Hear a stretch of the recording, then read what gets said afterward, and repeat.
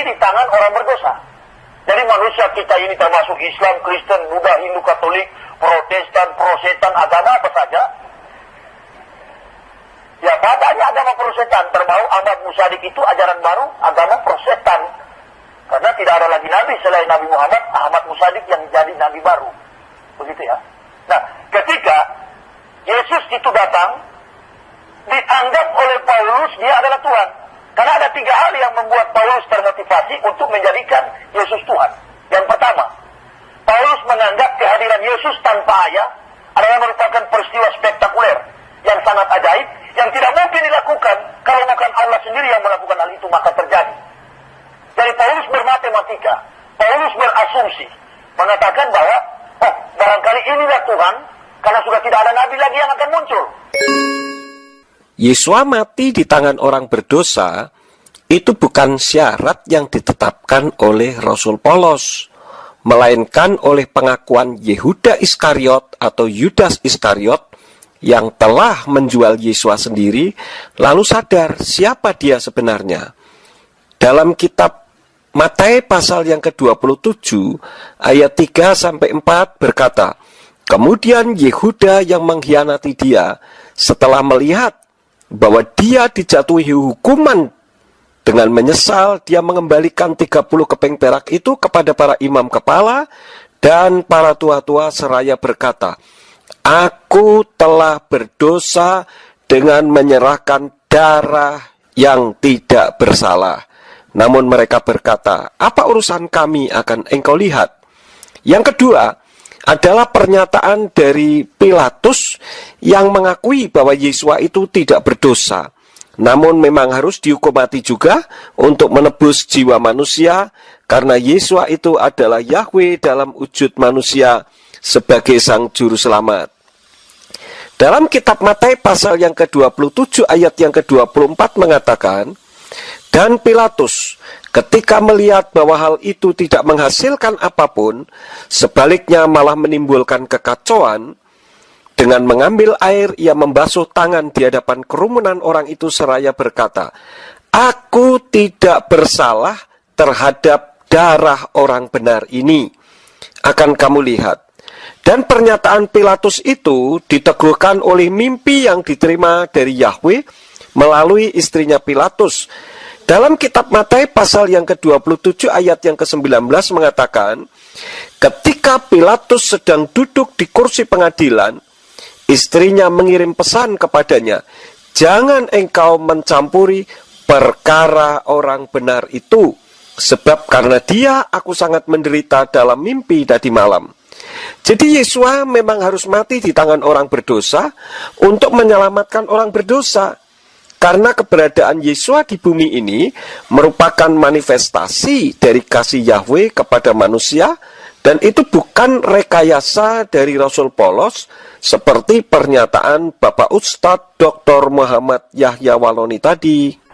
Demikian juga pernyataan Yesua lahir tanpa ayah, dalam arti tanpa benih spermatozoid manusia, itu bukan asumsi dan matematika dari Rasul Paulos lho Pak, melainkan karena pernyataan Yahweh melalui malaikat Gabriel yang berbicara kepada Miriam istri Yosef yang akan menjadi ibu dari Yesua HaMasyiah secara manusia. Dalam kitab Matius pasal 1 ayat yang ke-18 dikatakan, dan kelahiran Yesua HaMasyiah adalah sebagai berikut. Karena Miriam ibunya yang sudah ditonangkan dengan Yosef, sebelum mereka hidup bersama, dia didapati sedang mengandung di dalam rahimnya dari Ruach HaKodes. Ayat tersebut diteguhkan dalam ayat 20, saat Yosef tidak bisa menerima Miriam yang ternyata bisa hamil di luar pernikahan dan secara logika tidak masuk akal. Nah, ketika Yosef bermaksud untuk meninggalkan Miriam, datanglah malaikat Yahweh yang berbicara, yang bernama Gabriel, seperti yang tertulis dalam ayat 20-21 sebagai berikut.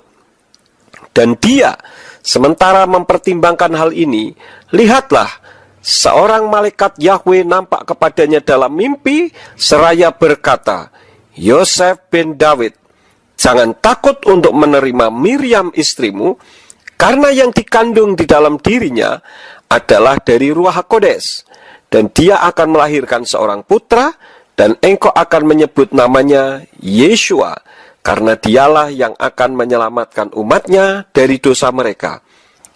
Jadi kelahiran Yeshua sebagai manusia, tentu dalam tanda petik, itu merupakan skenario dari Yahweh dalam misi penyelamatan manusia berdosa. Kalau kelahiran Yeshua sebagai juru selamat manusia itu yang memberitakan hanyalah seorang rasul atau Ustadz Muhammad Yahya Waloni, kemungkinan saya masih tidak bisa menerima. Sebab manusia bisa saja berdusta atau salah di dalam menyampaikan sesuatu. Namun kalau yang memberitahukan itu malaikat, apalagi malaikat Gabriel yang adalah malaikat yang biasa diperintah oleh Yahweh untuk berkomunikasi dengan manusia.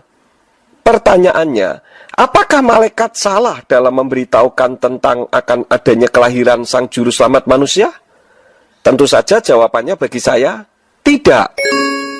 Paulus lupa bahwa akan ada nabi yang nanti akan muncul setelah kemunculan Isa, dan setelah dimuliakannya Isa, baru nanti akan datang 576 tahun kemudian. Yang kita yakini bersama, itulah Nabi Muhammad. Nah, oleh karena itu, Yesus datang ke dunia, ada syarat. Menurut Paulus, bahwa kita ini katanya semua sudah terkungkung di dalam dosa, dan tidak bakal terlepas dosa itu, kalau Tuhan tidak mati dulu. Nah, ini konsep orang Sinti. Mohon maaf Pak Ustadz Dr. Muhammad Yahya Waloni, kitab suci umat Nasrani saya pelajari dari awal kitab Bereshit sampai kitab terakhir, tidak menubuatkan satupun adanya nabi setelah Yeshua HaMashiach. Nanti akan saya terangkan. Makanya surat-surat Paulus itu satu dengan yang lain saling bertentangan. Dan tidak ada sesuatu yang rasional yang mampu dipertanggungjawabkan sebagai landasan iman ketika kita mengacu dari aksiologi tadi. Artinya, dari sisi teori logika, Paulus sudah keliru menafsirkan tentang ketuhanan Isa. Jika dasar kekuatan teologi dan filosofis Paulus hanya berdasarkan peristiwa kehadiran Isa secara ajaib atau spektakuler. Masih ada yang lebih ajaib daripada kehadiran Nabi Isa, yakni Nabi Adam tanpa ayah atau ibu. Seharusnya Bapak tunjukkan di mana surat-suratnya Rasul Paulus yang saling bertentangan yang Bapak maksud tersebut, sehingga tidak menimbulkan asumsi negatif dari pendengar Bapak. Teori ketuhanan Yeshua yang tidak rasional itu bukan teorinya Rasul Paulus loh Pak, melainkan karena perbuatan Ruach HaKodes. Namanya juga Tuhan, dia bisa berbuat apa saja yang tidak masuk akal. Tadi di depan Bapak katakan dalam kesaksian Bapak, di mana pada saat Bapak menjadi umat Islam itu secara akal manusia mustahil. Namun bagi Allah tidak ada yang mustahil. Kok jadi bertentangan dengan pernyataan Bapak sendiri sih? Justru kalau Elohim hanya bisa melakukan hal-hal yang rasional, bagi saya itu bukan Elohim Pak. Namanya juga Tuhan, apa saja dia bisa lakukan. Adapun kejadian penciptaan Adam yang tidak berayah dan beribu, itu juga merupakan salah satu keajaiban yang mampu Yahweh lakukan. Namanya juga Tuhan. Ini Paulus lupa. Paulus lupa, maka orang Kristen pun turut menjadi pelupa. Paulus sinting, maka orang Kristen pun turut menjadi sinting. Saya ketika masuk memeluk agama Islam, para pendeta di Manado, di Indonesia ini, bahkan seluruh umat Kristen menganggap saya gila. Tidak gila saya. Saya bisa buktikan bahwa saya tidak gila. Maaf Pak, pernyataan Bapak bahwa Rasul Paulus pelupa dan sinting, sehingga menyebabkan umat Kristen di seluruh dunia menjadi keliru dan sinting, itu justru keliru dan sinting. Tetapi saya sudah terangkan bahwa pernyataan-pernyataan yang dimaksudkan oleh Bapak Ustadz Dr. Muhammad Yahya Waloni tadi bukan dari Paulus. Jadi statement Bapak keliru sama sekali. Bapak nampaknya belum mampu mencerna tulisannya Rasul Paulus yang adalah seorang ahli Torah dan anggota Sanhedrin, sehingga Bapak jadi keliru menafsirkannya. Mari saya baca dari kitab 1 Raja-Raja pasal 4. Ini saya tidak gila. Kitab 1 Raja-Raja itu bukan kitab yang ditulis oleh Rasul Paulus, Pak. Tadi Bapak sedang membicarakan Rasul Polos yang pelupa dan sinting. Kok ini tiba-tiba yang dibahas jadi kitab 1 Raja-Raja sih? Bagaimana ini? Bapak pelupa dan nggak enak melanjutkannya. Nah, kita harus mengikuti permainan pikiran Alkitab. Jangan kita memeluk agama Islam dan mengatakan, oh karena saya baca Al-Quran, saya anggap manusia yang bilang dari Kristen dan bilang dia baca Al-Quran sehingga masuk Islam, saya yakin bahwa itu hanya bohong. Karena manusia Kristen itu kuat mempertahankan dogma ketuhanan Yesus Kristus. Saya tidak suka ada orang masuk Islam dengan cara-cara yang munafik, yang akhirnya berujung pada ketidakmampuan mempertanggungjawabkan eksistensi kebenaran Islam. Orang yang mengikut Yesua memang harus kuat dalam mempertahankan dogma tentang ketuhanan Yesua HaMasiah. Karena Yesua HaMasiah itu memang Tuhan. Dia itu Elohim dan sekaligus firman-Nya Elohim. Tadi di depan sudah saya sampaikan bahwa Yesua itu adalah Yahweh. Dalam kitab Yohanan pasal 1 ayat yang ke-1 mengatakan, Beresit haya hadafar, wa hadafar haya et ha Elohim, wa hu hadafar haya Elohim. Yang artinya, pada mulanya ada firman, dan firman yang ada itu bersama-sama dengan Elohim, dan firman yang ada itu Elohim. Yesua HaMasiah adalah dafar atau firman Elohim yang hidup, dan dia adalah Elohim itu sendiri. Ingat bahwa konsep pemikiran bangsa Yahudi, kalau berbicara mengenai firman, itu selalu berarti juga berbicara tentang pribadi yang berfirman, yang tidak bisa dipisah-pisahkan. Nah, saya buktikan bahwa memang saya tidak gila bersama-sama dengan istriku yang tercinta dan anak-anakku. Ini di sini di tangan saya, ini ada Alkitab, Lembaga Alkitab Lai tahun 1991 dan Alkitab Lai tahun 2006, berarti baru. Ya. Tapi sama, Alkitab tahun 1991 masih berlaku di 2008 sekarang. Bisa dibawa ke gereja. Sama dengan isinya Pak Pendeta. Namun anehnya, begini. Di dalam kitab 1 Raja-Raja 4 ayat 26, begini Alkitab tahun 91 bilang. Alkitab tahun 91 bilang, lagi pula Salomo mempunyai kuda 4.000 kandang untuk kereta-keretanya dan 12.000 orang berkuda. Garis bawahi, di Alkitab tahun 1991, Salomo punya kandang 4.000. Nah, sekarang Alkitab 2006. Alkitab 2006, ayat yang sama, 1 Raja-Raja 4 ayat 26, demikian bunyi firman firman Tuhan. Lagi pula Salomo mempunyai kuda 40.000 kandang untuk kereta-keretanya dan 12.000 orang berkuda. Jadi Alkitab tahun 91 4.000, Alkitab tahun 2006 jumlahnya 40.000. Kalau nggak percaya nanti sebentar baca. Dan saya harap apa yang saya percakapkan pada sore ini, dialog kita ini, kiranya kaset ini akan menjadi milik juga saudara-saudaraku yang Kristen. Saya harap, maka biarlah kaset ini akan menjadi berkah dan petunjuk hidayah Allah. Saya tidak menerima risiko apapun, tapi yakinlah bahwa tidak ada risiko. Sebab saya dikenal oleh gereja tidak pernah membuat pelanggaran ini dan itu.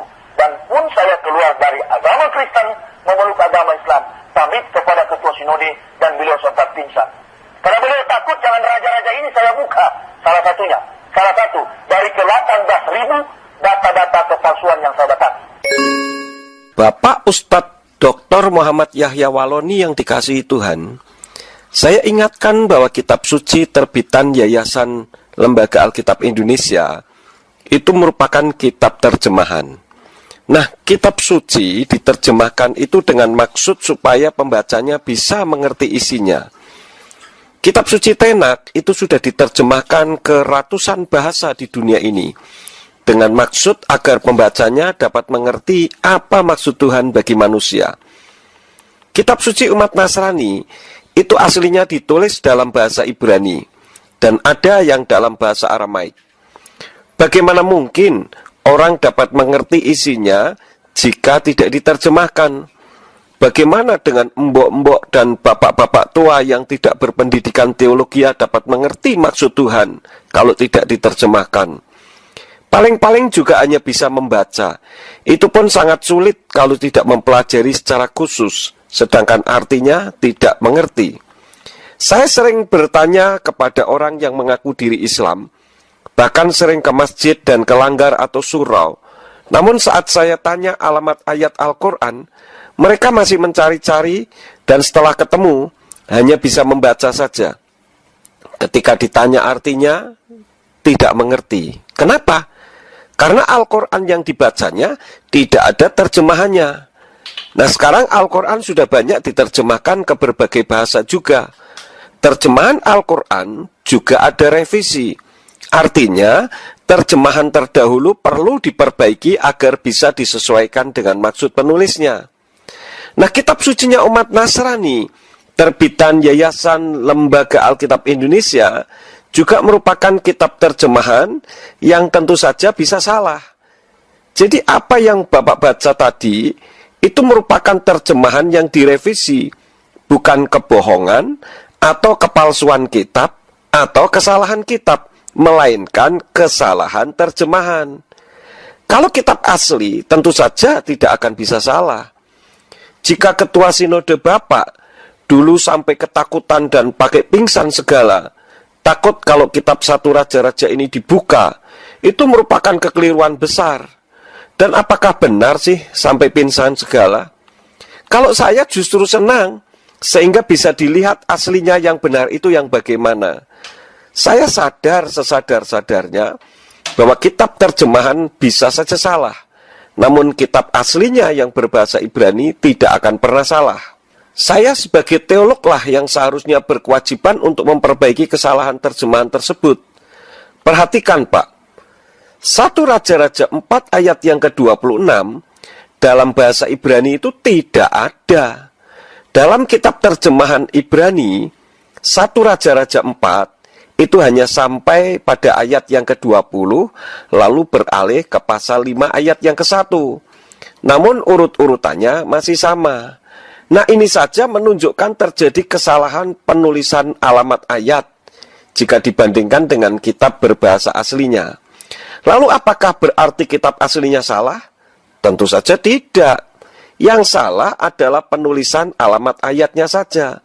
Lalu mengenai isinya, apa yang tertulis di dalam 1 Raja-Raja 4 ayat yang ke-26, itu dalam kitab berbahasa Ibrani terdapat dalam 1 Raja-Raja 5 ayat yang ke-6, yang berbunyi, Wayehi li Salomo arba'im elep, urot sosim, lemer kafu usnayim asar elep parsim, yang artinya, lagi pula Salomo mempunyai 40.000 kandang kuda untuk kereta-keretanya dan 14.000 pasukan berkuda. Jadi yang benar adalah cetakan yang baru, karena itu merupakan revisi dari kesalahan sebelumnya. Kalau bicara kesalahan, saya dapat menunjukkan sangat banyak kesalahan yang diterjemahkan oleh kitab suci terbitan Yayasan Lembaga Alkitab Indonesia.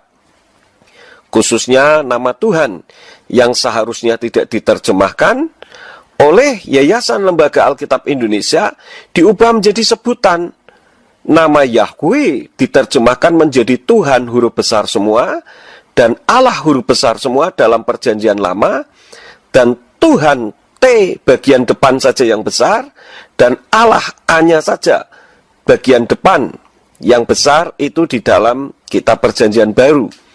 Karena itu, gereja yang Tuhan percayakan kepada saya, kami tidak memakai kitab suci terjemahan dari Yayasan Lembaga Alkitab Indonesia. Kami memakai kitab suci Indonesian Literal Translation. Walaupun saya juga mengakui bahwa kitab ini masih banyak kesalahan terjemahan sana-sini. Namun setidak-tidaknya, untuk nama Tuhan tidak diterjemahkan, sehingga terdapat ribuan nama Yahweh, yaitu nama Tuhan yang disembah para nabi dan sesembahannya Abraham, Yitzhak, dan Yakob, serta nama Sang Juru Selamat. Saya kembali ke nama aslinya, yaitu Yeshua HaMasiah. Sudah banyak revisi-revisi kesalahan terjemahan kitab terbitan Yayasan Lembaga Alkitab Indonesia. Justru akibat kesalahan terjemahan yang dilakukan oleh Yayasan Lembaga Alkitab Indonesia itulah, maka nama Yahweh justru dianggap sesat, Sementara nama sesembahannya umat Islam dipertahankan mati-matian. Ketika diminta sama yang berhak, malah tidak boleh. Kan aneh orang Kristen ini. Nah, kalau Tuhan memberi kepada saya hikmat untuk mengerti Ibrani, maka sudah menjadi kewajiban saya untuk meluruskan kesalahan-kesalahan yang ada. Karena saya tidak menganggap bahwa kitab suci yang ada itu merupakan kebohongan, tetapi kesalahan terjemahan. Sebenarnya saya tadi membawa 363 wajah Yesus yang saya temukan, tapi saya cuma takut, waduh, ini bisa bahaya ya. Ini bisa membuat orang nanti akan memeluk agama Islam. Yang saya takut, Islam ini kan mahal. Nanti kalau yang tumpul memeluk agama Islam percuma. Di dalam kita juga kaum muslimin wa muslimat banyak yang tidak kafah, ditambah lagi dengan ex kafir yang malas, wah Islam tambah repot. Jadi biar aja lah. Memang orang yang memeluk agama Islam itu hanya orang-orang yang cerdas. Sebaliknya, yang memeluk agama Kristen dari Islam murtad itu hanya dua problem. Kalau bukan Indomie 1 dus, beras 1 liter. Makanya gereja gampang sekali mengislamkan orang-orang Islam yang tidak taat pada Al-Quran. Hanya siapkan Indomie 1 dus, beras 1 liter, dan mengunjunginya di desa-desa. Hati-hati, upaya pemurtadan sering terjadi.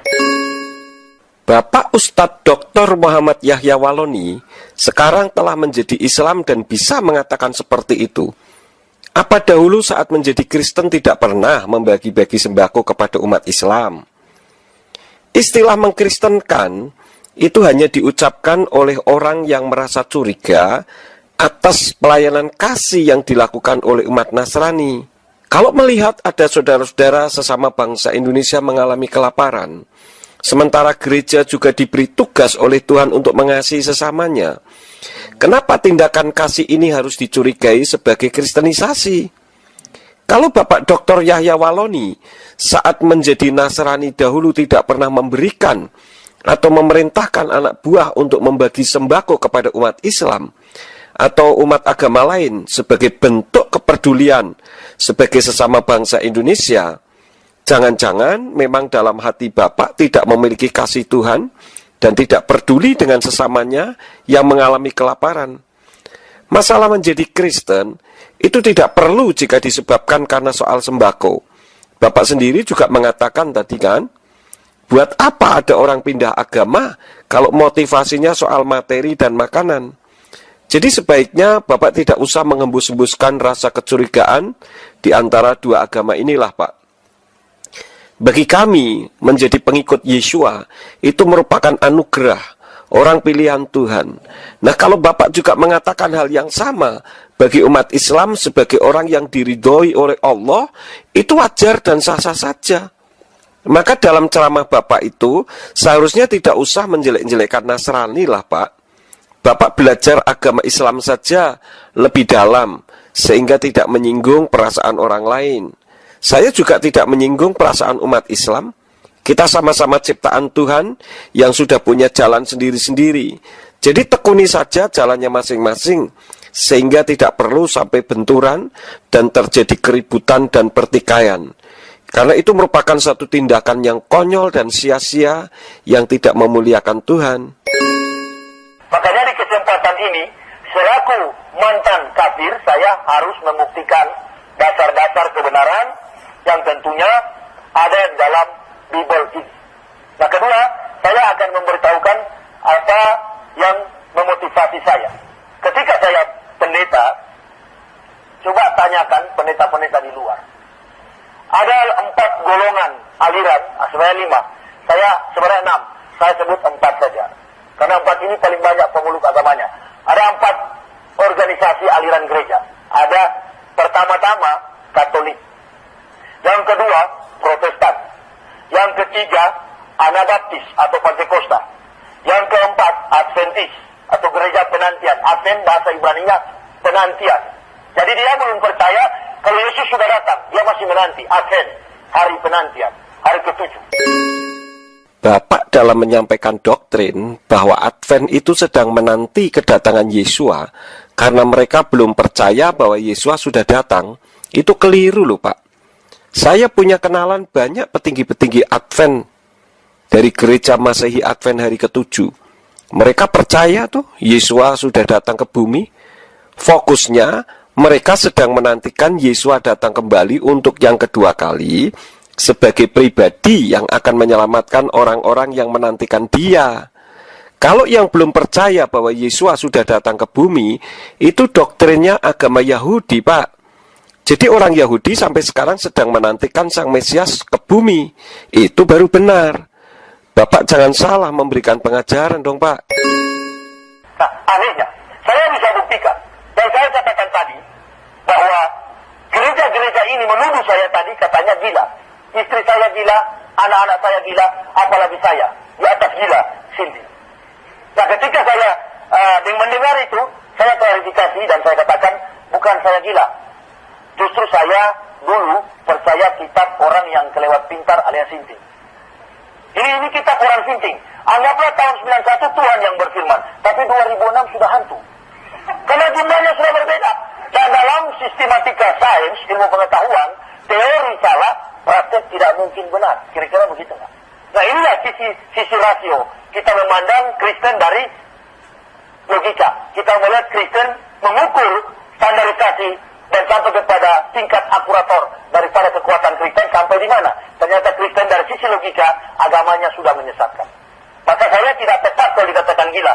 Justru masuk Islam baru sembuh dari gila.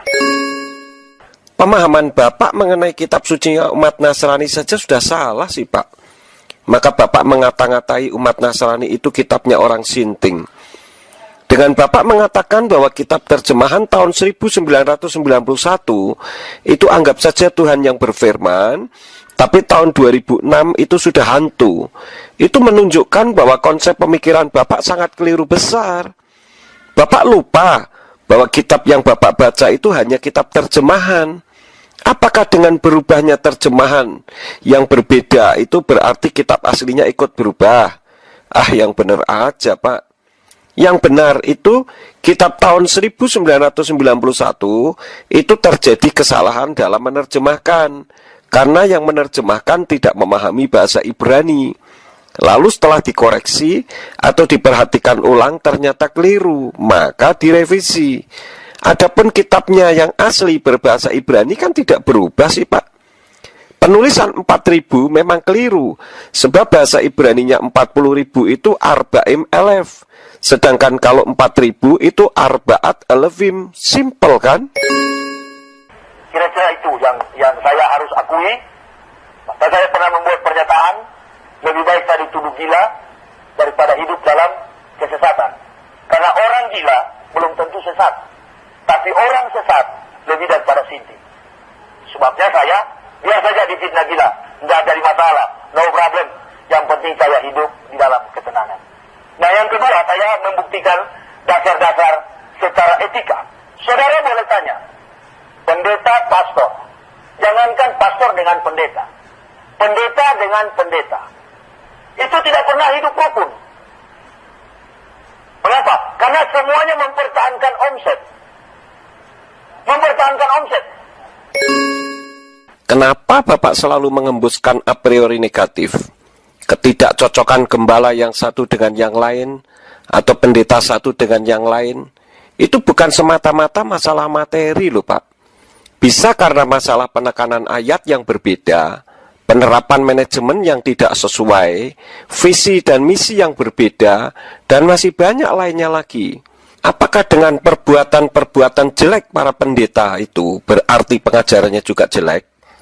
Kembali saya juga bisa melontarkan tindakan para pemimpin yang korup, jahat, dan menindas orang.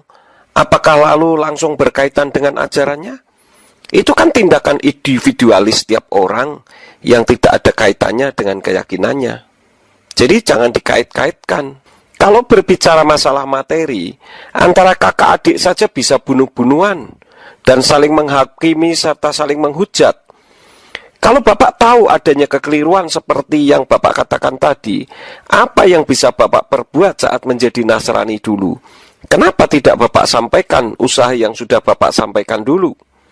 Jangan-jangan Bapak ikut bertikai, lalu kecewa, atau Bapak tidak berbuat apapun. Apakah Bapak selama menjadi Nasrani dulu tidak pernah punya masalah? baguslah kalau memang tidak punya masalah. Semuanya berdasarkan dari dasar teologi Kristen tentunya. Dari mana Pak Pendeta nggak pernah damai dengan Pak Pendeta? Maleakhi 3 ayat 10. Waduh, ini memang bagus kalau kaset ini sampai ke tangan orang Kristen. Dia buka ke Alkitabnya. Nanti besok-besok dia sampai, dia buka, dia lihat, waduh, memang benar ya saya baca. Supaya saya nggak dikatakan gila. Mereka yang gila, dan wah iya ternyata kita yang gila. Harus begitu. Maleakhi 3 ayat 10, ini yang membuat para pendeta tidak bisa damai hidup. Makanya kalau ada partai damai sejahtera, nggak tepat kalau dipimpin oleh Ruyani Utasoi, pendeta Kristen, nggak tepat. Yang paling tepat itu dipimpin oleh umat Islam. Karena hanya umat Islam yang hidup dalam perdamaian. Kalau orang Kristen itu nggak percaya, jangan percaya. Kristen dengan Kristen nggak pernah damai. Kalau saya bohong, ini kaset dipublikasikan keluar sana. Bawa di gereja. Nggak usah dijual. Kasih aja sama pendeta. Tapi dia kaget baca. Dia nggak marah. Coba percaya deh sama saya. Dia nggak bisa marah. Karena kalau dia marah, saya tahu. Pendeta Christian Oro pernah bilang, saya tidak maafkan pendeta Wilson yang di Manado. Saya panggil, sudah berdamai kalian? Nah, polisi akan tanya, oh belum. Benar apa yang saya katakan. Maleakhi 3 ayat 10, ini yang membuat orang Kristen, pendetanya tidak pernah damai. Maleakhi 3 ayat 10 begini, bawalah seluruh persembahan persepuluhan itu ke dalam rumah perbendaharaan, supaya ada persediaan makanan di rumahku. Dan ujilah aku, firman Tuhan semesta alam, apakah aku tidak akan membukakan tingkap-tingkap langit dan mencurahkan berkat kepadamu sampai berkelimpahan. Ini diimani oleh orang Kristen. Kalau dia beri ke pendeta 100, dia akan dapat 1 juta. Jadi di Kristen itu kayak porkas. Masih ingat porkas? Waktu lain sudah zaman porkas belum? Sudah ya? Sudah zaman porkas ya? Pasang 1000 dapat 10 juta. Begitulah gereja Kristen. Jadi katanya, kalau pendeta mimpin 100 kepala keluarga, dengan gaji rata-rata tiap kakak 1 juta, berarti pendeta per bulan menerima omset 10 juta.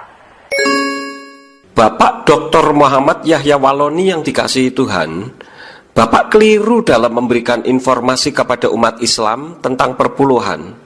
Itu tidak ada kaitannya dengan model seperti perjudian porkas, seperti apa yang Bapak informasikan tadi. Perpuluhan itu, kalau di dalam Islam merupakan sedekah yang harus didermakan dari penghasilan yang didapat. Cuma kalau di Islam itu hanya 2,5%. Apakah Islam juga seperti judi porkas tetapi kecil-kecilan? Kalau ngomong, mbok dipikir dulu lah Pak. Bapak bergelar doktor, tetapi kok isi pembicaraannya seperti orang yang tidak berpendidikan saja sih? Ada perpuluhan. Kalau dari Protestan ada bantuan dari Stuttgart, Jerman. Kalau dari Roma ada Katolik ada bantuan dari Roma. Kalau dia Pentakosta ada bantuan dari Amerika, Yayasan Yakoma dan Ford Foundation. Itu membantu di bawah pengawasan American Israel Public Affairs Committee. Ini yang membantu AIPAC. Jadi semua kegiatan Kristen dimotivasi dengan dana supaya seolah-olah Kristen itu menjadi besar karena kebesaran Allah, karena kebesaran Tuhan yang Yesus Tuhankan. Untuk umat Islam yang mendengarkan ceramah ini, saya melayani sejak tahun 1981 naik saksi bahwa segala bantuan-bantuan yang disebutkan tadi itu tidak pernah ada. Yang ada adalah bantuan-bantuan perorangan karena berdasarkan saling mengenal. Itu pun bukan untuk pribadi lepas pribadi, melainkan lebih bersifat organisasi sinode dan tidak selalu. Paling-paling juga kalau sudah mendapat 1 kali ya sudah. Itu pun belum tentu sesuai dengan apa yang diharapkan. Kalaupun saudara-saudara kita umat Katolik menerima bantuan dari Vatikan, setahu saya itu pun bersifat organisasi, bukan perorangan sehingga membuat pastor atau pendeta jadi gila uang. Jadi apa yang disampaikan oleh Ustadz Dr. Muhammad Yahya Waloni ini tanpa dasar dan bersifat fitnah keji terhadap para rohaniwan Nasrani. Apakah Bapak bisa membuktikan apa yang Bapak ucapkan tadi? Tanpa bukti, Bapak bisa kena pasal pencemaran nama baik loh Pak. Jadi mohon hati-hatilah kalau bicara. Itulah sebabnya pendeta dengan pendeta tidak pernah aku rukun dan damai. Saya perhatikan ini selama bertahun-tahun, berpuluhan tahun, 9 tahun saya mengkaji ini. Waduh, kalau saya hidup terus begini, dari atas mimbar saya sampaikan kebenaran, cintailah sama manusia, kasihilah sesama manusia seperti dirimu sendiri. Tetapi kenyataannya saya masih memusuhi pendeta Pentakosta, semua orang saya musuhi, apalagi umat Islam. Yang paling saya berjengkel sekali kalau lihat yang berjenggot itu. Saya langsung beranggapan bermatematika di pikiran saya, ini jenggot-jenggot ini komplotan manusia-manusia teroris. Dan semua orang Kristen begitu menganggap yang berjenggot. Coba tanyakan baik-baik sama orang Kristen. 16 tahun saya memeluk agama Kristen. Oh, jadi rupanya Bapak dahulu sewaktu jadi Nasrani memusuhi pendeta-pendeta Pentakosta, semua orang, dan memusuhi umat Islam juga toh. Apalagi terhadap umat Islam yang berjenggot. Rupanya sampai sekarang sudah jadi Islam pun hati Bapak masih belum berubah juga ya. Bapak sebaiknya lain kali kalau memberikan ceramah, please berilah ceramah yang baik bagi umat Islam sesuai dengan ajaran Al-Quran saja Pak. Tidak usah mengembus-embuskan kepahitan hati begitu. Saya ini Kristen. Saya punya banyak teman para kiai besar di Jawa Tengah dan di Jawa Barat. Kami bisa berjalan bersama-sama. Bahkan pernah ada 5 kiai memberikan pemahaman di gereja yang Tuhan percayakan kepada saya untuk memberi pengertian kepada umat Nasrani bahwa Allah itu milik umat Islam. Jadi kembalikan saja dengan baik. Hormati umat Islam dalam mentuhankan Allah sebagai Tuhannya sendiri. Tidak usah dibawa-bawa dalam kekristenan. Di otak kami tidak ada tuh pemikiran seperti yang Bapak pikirkan. Kalaupun para teroris itu beragama Islam, kami tidak pernah berpikir Islam itu teroris. Otaknya orang yang teroris itu saja yang tidak waras alias sinting. Jadi ceramah Bapak, lain kali please jangan menciptakan opini negatif seperti ini, sehingga menambah rasa saling mencurigai. Tidak baik Pak. Bapak sudah menjadi Islam, saya hargai. Pelajarilah Al-Quran dengan baik, tanpa harus mengobrak-abrik isi kitab sucinya umat Nasrani, yang sudah tidak Bapak imani lagi. Menjadi pendeta selama 16 tahun, 36 tahun usia saya beragama Kristen fanatik. Dari keluarga saya, semuanya fanatik. Terakhirnya, saya berkesimpulan, saya harus kembali kepada Allah. Saya bersama istri, tidak ada harapan lain. Kami hanya bergantung sepenuhnya hidup kepada Allah. Menurut saya, Bapak Ustadz Dr. Muhammad Yahya Waloni, dulu waktu menjadi Nasrani, itu bukan fanatik. Sebab fanatik itu artinya percaya dengan sungguh-sungguh. Menurut saya, Bapak itu fanatisme. Apa arti fanatisme? Silahkan Bapak lihat sendiri secara etimologi itu apa. Dan sampai saat ini, dulunya saya sakit, dulunya saya sering darah tinggi, dulunya saya sering punya dokter pribadi, penyakit apa saja sering datang. Tetapi ketika meluk agama Islam, subhanallah, menjadi tenang, walaupun setahun saya jarang tidur, siang malam saya kerjaannya cuma berdakwah. Dan pendeta-pendeta Kristen pernah berkhotbah di Manado mengatakan bahwa ketika saya masuk Islam, saya sudah melarat dan naik turun masjid minta-minta uang. Ini hal yang tidak betul. Justru saya banyak membantu masjid dengan hasil karya saya. Dan saya tidak makan uang haram lagi. Saya tidak peras lagi umat. Karena saya tahu dengan berkah dan nikmat dari Allah, saya bisa hidup dengan hasil yang halal. Jadi semua pendeta yang hidup di luar sana itu adalah orang-orang malas. Saya baru sadar. Untung saya masuk ke Islam. Kalau tidak, saya pun dikategorikan oleh Allah sebagai pemeras secara halus dengan memperalat Tuhan yang Yesus Tuhankan oleh Paulus. Oh, sekarang saya jadi tahu. Rupanya dahulu Bapak memeras jemaat. Pantas kalau bicara soal perpuluhan pandangannya seperti dianggap main judi porkas. Tadi Bapak yang mengatakan sendiri loh ya, kalau Bapak dahulunya memeras umat. Namun saya harapkan sekarang Bapak konsekuen seperti apa yang Bapak ucapkan. Tidak lagi memeras umat Islam, tetapi justru membantu mereka. Baguslah kalau begitu. Saya kira itu saja dulu. Silakan bertanya mengenai kehidupan saya, bagaimana saya bisa memeluk agama Islam dan apa yang saya rasakan, atau terkait dengan ilmu pengetahuan, disiplin ilmu yang pernah saya pelajari, yang kemudian saya akhirnya dari sekarang sampai nanti hari pembalasan atau sampai saya tutup mata mati, saya tetap memeluk agama Islam. Ini komitmen konsisten dan kami tetap objektif.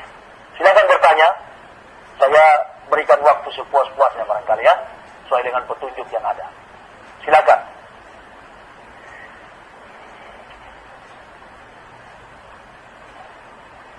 Ya, silakan bertanya. Bismillahirrahmanirrahim. Assalamualaikum warahmatullahi wabarakatuh. Waalaikumsalam warahmatullahi wabarakatuh. Yang saya ketahui tentang Kristen itu, Ustaz, mereka itu kuat dalam menjaga dogma mereka. Apa betul seperti itu? Terus yang kedua, pengalaman Ustaz sebelum masuk Islam itu gimana, Ustaz? Baik, terima kasih, Ustaz. Assalamualaikum warahmatullahi wabarakatuh. Waalaikumsalam warahmatullahi wabarakatuh. Saya akan jawab dulu ya. Orang Kristen kuat mempertahankan dogma hanya dipengaruhi oleh 2 ayat. Yang lain-lain itu tinggal tambahan. Kalau kita dapat berfilsafat dan meruntuhkan 2 ayat ini, maka orang Kristen tidak akan bertahan untuk memeluk agama Kristen lagi. Perhatikan ayat-ayat itu. Tulis. Yohanes pasal 3 ayat 16. Ini ayat-ayat yang kuat yang dipertahankan oleh orang Kristen. Dan saya akan jelaskan. Yohanes 3 ayat 16, tanpa Bibel pun saya tahu bunyinya. Karena memang itu Alkitab itu sudah di sini sama saya. Makanya pendeta-pendeta di Indonesia ini pernah saya kirim surat di PGI, Persekutuan Gereja Indonesia, untuk diajak debat. Semuanya bilang berdiam diri adalah emas. Mereka nggak berani. Masalah berdebat dengan Bapak, banyak pendeta tidak berani karena memang saya akui pendeta di Indonesia itu berpatokan hanya kepada kitab suci terjemahan yang diterbitkan oleh Yayasan Lembaga Alkitab Indonesia, yang notabene banyak kesalahan dan ketidaktepatan jika dibandingkan dengan kitab aslinya, yaitu Tenak Nevi'im Ketubim Wahafrita Kadasa, yang jadi patokan saya, yaitu Perjanjian Lama dan Perjanjian Baru dalam bahasa Ibrani. Dan pendeta-pendeta di Indonesia yang bisa Ibrani itu hanya sekian persen saja. Kalau kiai, boleh dibilang semua bisa bahasa Arab, setidak-tidaknya bisa membaca huruf Arab. Kalau pendeta, mungkin ada yang melihat huruf Ibraninya saja belum pernah, apalagi melihat dan membaca huruf Paleo-Hebrew dan huruf Aramaik. Tidak ada yang berani diajak debat sama Bapak, karena Bapak saya perhatikan mampu membaca Ibrani. Sayangnya sekarang Bapak sudah menjadi Islam, sehingga tidak memungkinkan lagi untuk kita berdebat. Seperti yang sudah saya sampaikan di depan, saya tidak terpanggil untuk berdebat dengan umat Islam atau umat agama lain, karena kita sudah berada di jalur yang berbeda. Jadi sebaiknya kita pelajari saja kitab kita masing-masing dan berusaha untuk melakukan perintah-perintah yang tertulis di dalamnya. Saran saya, sekarang Bapak pelajari Al-Quran dengan baik, supaya Bapak juga bisa membaca huruf Arab, sekaligus juga bisa mengartikan. Itu saya kira jauh lebih baik, Pak. Karena dari sekian banyak orang sinting, saya yang paling sinting. Maka Allah bilang, ya sudah, karena itu yang paling berat sintingnya disadarkan dulu, yang lain biar aja dulu, nanti sudah stadium 4 baru disembuhkan. Yohanes 3 ayat 16 bunyinya begini. Ini yang orang Kristen kuat mempertahankan dogmatika gereja atau ajaran gereja.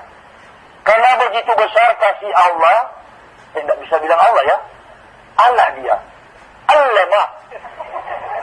Karena begitu besar kasih Allah akan dunia ini, sehingga ia telah mengaruniakan anaknya yang tunggal, supaya setiap orang yang percaya kepadanya tidak binasa, melainkan beroleh hidup yang kekal. Yohanan atau Yohanes 3 ayat yang ke-16, seharusnya memang tidak ada nama Allah di situ, sehingga Bapak tidak perlu harus mengejek dengan mengatakan alama, karena dalam bahasa Ibrani berbunyi Ki ken ohef Elohim et haolam at asher natan baado et beno et yekido wekal hama amin bo loyofat ki bo yimsa kaye olam. Yang artinya, sebab Elohim demikian mengasihi dunia ini sehingga dia mengaruniakan putranya yang tunggal, supaya setiap orang yang percaya kepadanya tidak akan binasa, melainkan dapat memperoleh hidup yang kekal. Makna filosofis yang terkandung dari ayat ini menunjukkan bahwa Tuhan katanya di surga itu sudah sayang betul sama manusia, mengasihi betul manusia, maka dia turun di dalam diri manusia Yesus Kristus. Nah, jadi pemahaman para pendeta sampai ke tingkat grassroots jemaatnya menganggap bahwa Yesus dituhankan itu atas dasar pengasihan Allah yang tidak dapat lagi menyelamatkan umat manusia selain dia sendiri yang harus mati. Ini pemahaman gereja. Apa yang Bapak sampaikan itu bukan pemahaman gereja, Pak, melainkan firman Tuhan. Memang Tuhan itu sangat mengasihi manusia karena manusia itu ciptaannya. Dalam mengasihi manusia, Tuhan tidak mengatakan hanya orang Nasrani saja yang dikasihi. Tidak, melainkan seluruh kategori dan kelompok apapun yang ada di dunia. Karena Tuhan tidak memandang bulu.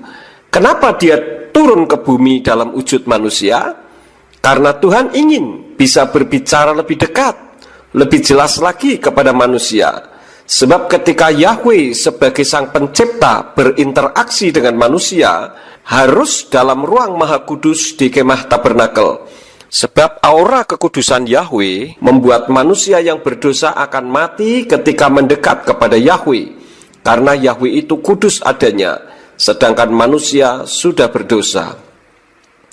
Yeshua HaMashiach yang selama ini dikenal dengan Yesus Kristus itu bukan sekedar nabi, melainkan Yahweh sendiri yang bermanifestasi dalam wujud manusia agar bisa berada di antara manusia, yang dikenal dengan istilah Immanuel yang artinya Elohim beserta kita. Jadi bisa lebih leluasa di dalam berfirman. Sedangkan istilah putra itu bukan berarti Yahweh punya anak, melainkan hanya istilah saja yang dipakai dalam kapasitas dirinya sedang berfirman kepada manusia. Karena itulah istilah Allah Bapa, Allah Anak, dan Allah Roh, dan di Katolik ada istilah Bunda Allah, itu tidak ada dalam kitab sucinya umat Nasrani. Itu merupakan akibat dari kesalahan terjemahan kitab suci terbitan Yayasan Lembaga Alkitab Indonesia yang memasukkan kata Allah atau Allah ke dalam kitab sucinya Nasrani. Istilah-istilah ini memang tidak saya setujui, karena selain memang dalam bahasa Ibrani tidak ada, juga hal itu menyakiti hati umat Islam yang konsepnya dalam Quran surat 112 Al-Ikhlas ayat 1-3 mengatakan bahwa Allah itu tidak beranak dan tidak diperanakkan. Istilah yang ada dalam kekristenan itu sebetulnya hanya Bapa, Putra, dan Roh. Itu pun istilah Tritunggal tidak ada. Istilah itu dibuat oleh bapak-bapak gereja untuk menyatakan kebagaimanaan Tuhan, bukan keberapaan Tuhan. Karena Tuhan umat Nasrani itu Echad, satu, yaitu Yahweh. Dia yang mencipta alam semesta, langit dan bumi. Kemudian dia dipanggil Yeshua HaMashiach karena dia turun ke bumi dalam wujud manusia. Kemudian Yeshua ditolak, lalu Yeshua mati dan bangkit, lalu kembali ke habitatnya sebagai sang Khalik.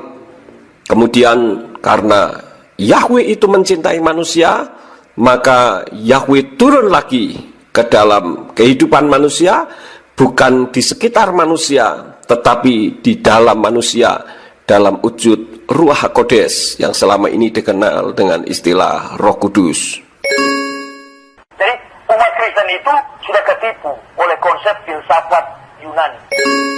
Dengan dasar apa Bapak mengatakan kalau umat Nasrani tertipu oleh konsep filsafat Yunani? 4 kitab Injil ditulis oleh orang Ibrani. Apa yang sedang Bapak bahas masih dalam lingkup Injil. Bagaimana mungkin Bapak bicara kalau umat Nasrani tertipu oleh konsep Yunani? Apakah karena dahulu Bapak belajar teologia, kalau kitab Perjanjian Baru itu ditulis dalam bahasa Yunani sehingga terkontaminasi filsafat Yunani? Saya dahulu juga belajar teologia, diajar kalau kitab Perjanjian Baru itu ditulis dalam bahasa Yunani. Tapi setelah saya pelajari sendiri, ternyata pengajaran itu keliru. Mungkin Bapak dan seperti kebanyakan teolog Nasrani lain juga sudah terkena pengajaran yang keliru itu. Maka dalam pengetahuan saya untuk memiliki iman kepada Yesua, dasarnya bukan ikut-ikutan pendeta atau teolog, melainkan berdasarkan mencari kebenaran yang sesungguhnya. Sebab bagi saya, agama itu tidak menyelamatkan. Agama apa saja, termasuk Kristen, juga tidak menyelamatkan. Yang menyelamatkan setelah saya mengetahui kebenaran adalah pribadi Yesua HaMasiah yang adalah Yahweh Sang Pencipta yang turun ke bumi untuk menyelamatkan manusia. Dalam kesempatan ini, saya akan membuktikan kalau Perjanjian Baru itu tetap ditulis dalam bahasa Ibrani dan tidak terkontaminasi oleh filsafat Yunani. Ada banyak idiom-idiom Ibrani yang diterjemahkan berdasarkan konsep Yunani sehingga tidak mengena. Ada buku yang khusus membahas mengenai hal ini sebagai bukti bahwa Perjanjian Baru itu ditulis dalam bahasa Ibrani, dan ada banyak idiom Ibrani diterjemahkan dengan konsep Yunani, yaitu buku yang berjudul Memahami Ucapan-Ucapan Yesus yang Sulit, yang dikarang oleh David Bevin dan Roy Blizzard Jr. Juga buku yang berjudul Ruach Emet atau Roh Kebenaran dalam bahasa Inggris, yang ditulis oleh Profesor Dr. James S. Trims. Di buku tersebut diungkapkan pernyataan-pernyataan bapak-bapak gereja bahwa kitab Perjanjian Baru juga ditulis dalam bahasa Ibrani. Surat-surat yang Rasul Polos tulis juga ditulis dalam bahasa Ibrani, agar kurir yang terdiri dari para kelasi yang notabene orang Ibrani dapat membaca isi surat-suratnya, dan sesampainya di tempat yang dituju baru diterjemahkan ke bahasa Yunani. Perhatikan bagaimana Rasul Polos sangat kuat keibraniannya. Baca pernyataannya dalam kitab Kisah Rasul pasal 21 ayat yang ke-40, di mana dia berdialek Ibrani. Itu membuktikan kalau dia asli Ibrani. Dan dalam 2 Korintus 11 ayat yang ke-22, dia menyatakan kalau dirinya adalah orang Ibrani asli. Sayangnya, saya tidak mungkin untuk membahas secara detail kalau Perjanjian Baru itu ditulis dalam bahasa Ibrani di sini. Namun saya akan buktikan secara mudah berdasarkan ayat. Saya akan menyampaikan 3 saja. Yang pertama, dalam silsilah Yesua di kitab Matius pasal 1 ayat 1 sampai 17. Di ayat 17 dikatakan, sejak pembuangan ke Babel sampai zaman Yesua ada 14 generasi. Tapi kalau dihitung dari ayat 12, ternyata hanya ada 13 generasi. Itu dalam kitab yang ada sekarang ini, yang seperti dikatakan oleh Bapak Ustadz Dr. Muhammad Yahya Waloni tadi, karena terkontaminasi filsafat Yunani. Tetapi dalam kitab berbahasa Ibrani, yaitu Dutilet Hebrew yang saya miliki, ternyata tepat 14 generasi, di mana di ayat 13 Afihud seharusnya memperanakkan Avner dulu, baru Avner memperanakkan Elyakim. Jadi nama Avner hilang dalam kitab yang terjemahan Yunani, lalu diterjemahkan ke dalam bahasa Indonesia. Yang kedua, Yesua saat akan disalib mengatakan dalam kitab Matius pasal yang ke-26 ayat yang ke-21, sesungguhnya aku berkata kepadamu bahwa seorang dari antaramu akan mengkhianati aku, Lalu dijawab oleh Yehuda Iskariot atau Yudas Iskariot di ayat yang ke-25 sebagai berikut. Yehuda Iskariot yang hendak menyerahkan dia itu menjawab, katanya, "Bukan aku ya Rabi." Kata Yesua kepadanya, "Engkau telah mengatakannya." Nah, coba kita pikir bersama.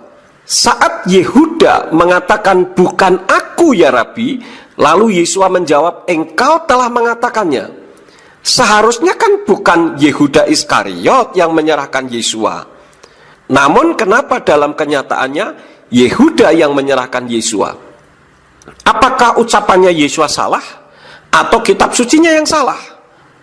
Kalau saya meyakini bahwa Yesua itu sempurna dan tidak pernah salah, karena dia itu Yahweh sendiri, Elohim sang juru selamat yang tidak mungkin salah. Jadi yang salah adalah kitab sucinya. Dan benar, karena kitab suci yang beredar itu versi Yunani. Saya baca dalam kitab berbahasa Yunani, dikatakan meti ego emi, yang artinya surely not I am, sesungguh-sungguhnya bukan aku. Namun dalam kitab Dutilat Hebrew yang berbahasa Ibrani, justru Yehuda Iskariot mengatakannya, "Itu aku kan Rabi." Lalu Yesua mengatakan, "Engkau telah mengatakannya." 3.